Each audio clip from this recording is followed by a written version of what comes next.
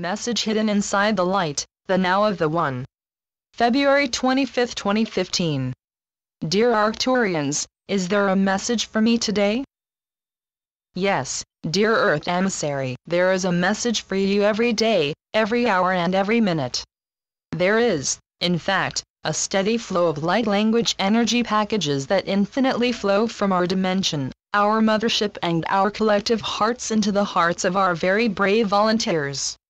Your family and friends aboard the ship all hold you all in great esteem. Among them is your own higher expression of self who has sacrificed a component of sacred essence to live within your earth vessel. We come to you all today to assist you in remembering how to read your light language packages. We know that you feel these messages are within your heart, but your earth vessel self may not realize that that brief feeling of love and inner peace is because you have just received another light language package, which we will now refer to as packages from home.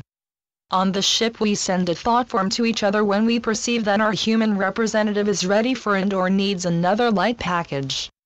More and more of you are beginning to remember and acknowledge your higher dimensional self on the ship and/or serving in higher dimensions. Many of you are also becoming aware of the you who is serving on fifth dimensional New Earth. Actually, New Earth is much older than the 3D Earth that your earth vessel inhabits. As you are beginning to remember, creation flows from the higher dimensions and down into the lower ones.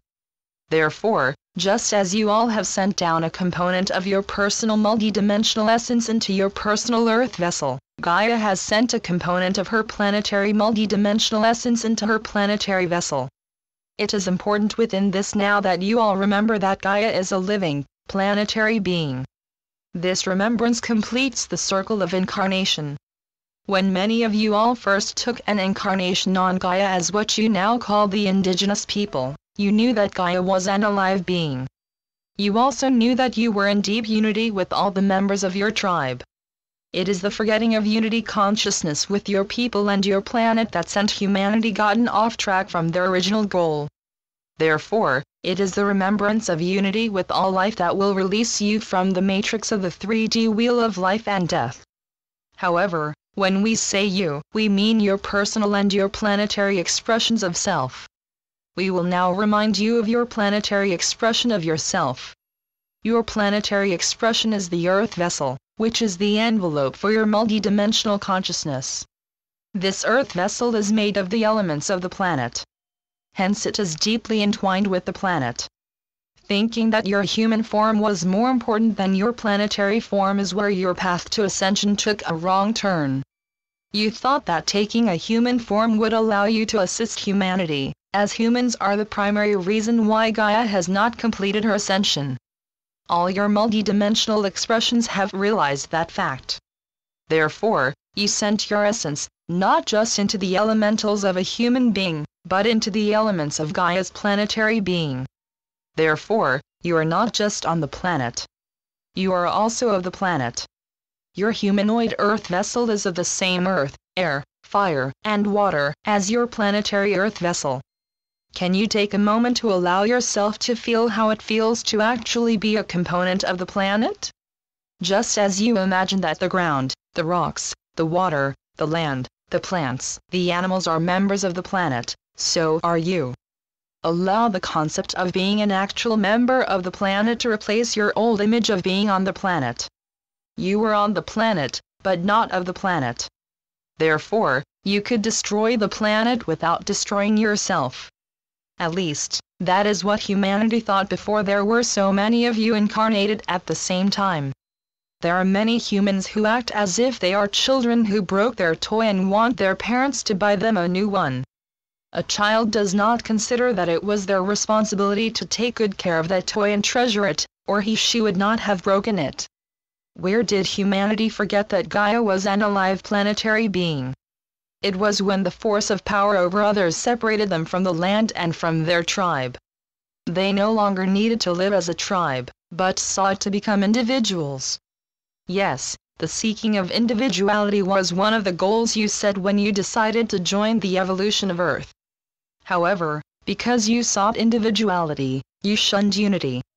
if Gaia had not chosen to display the extremes of polarity, if Gaia had not chosen to be a free will planet, the issues that you face today would not have occurred. However, Gaia is an exceptionally brave and daring being, and wanted to be a vastly diverse planet, which she is. Since there are few planets that have the degree of diversity of Earth in your sector of time-space, she was not aware of the challenges that her choice would reveal. Gaia did not know that her beings would turn on each other.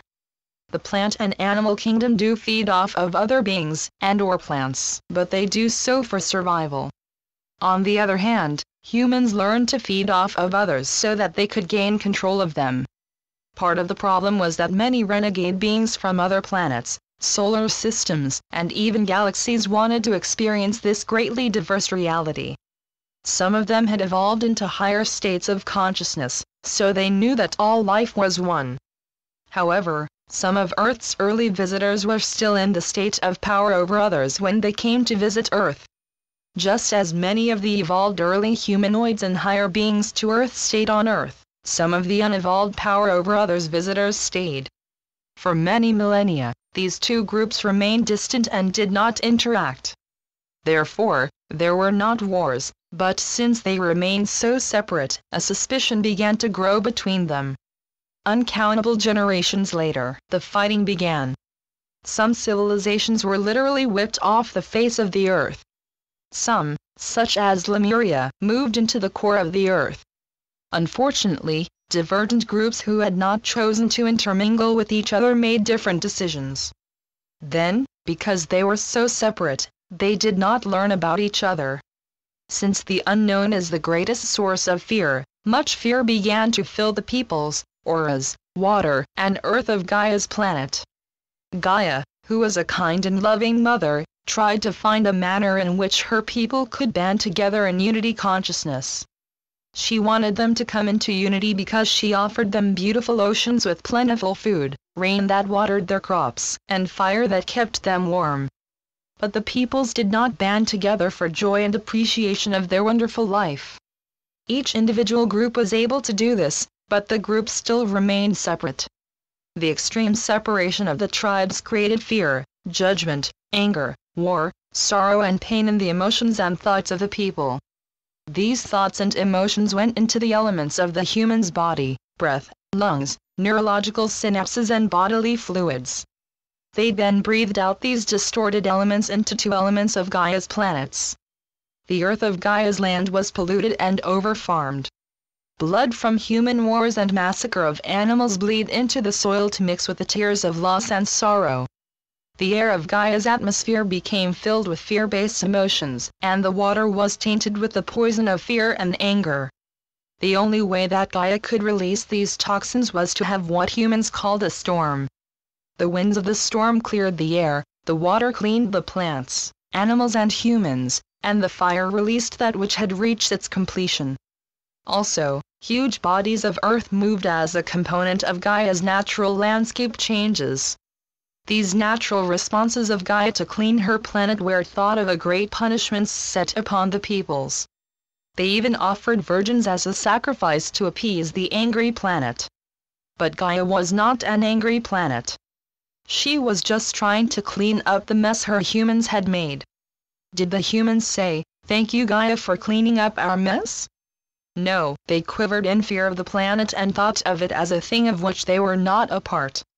With every era there were some humans who understood that Gaia was an alive being. They loved her, but often gave sacrifices to her. Gaia did not want a sacrifice, but a bit of gratitude would be nice. For eon upon eon the same story was repeated again and again. Will humanity ever evolve enough to remember that they too are a part of my body, wondered Gaia. Then, finally, certain humans began to awaken to their own higher expressions of self. Once they began to merge with their own higher frequencies of their self, they began to perceive Earth in a very different manner.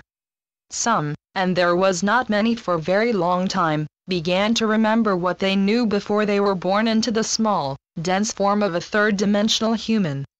This memory reminded them that they were much more than the small vessel that they were wearing.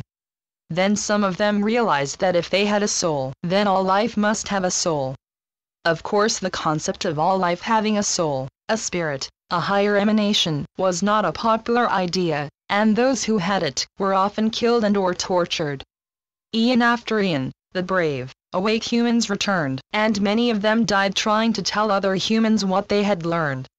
Then a golden age began in Gaia's time-space.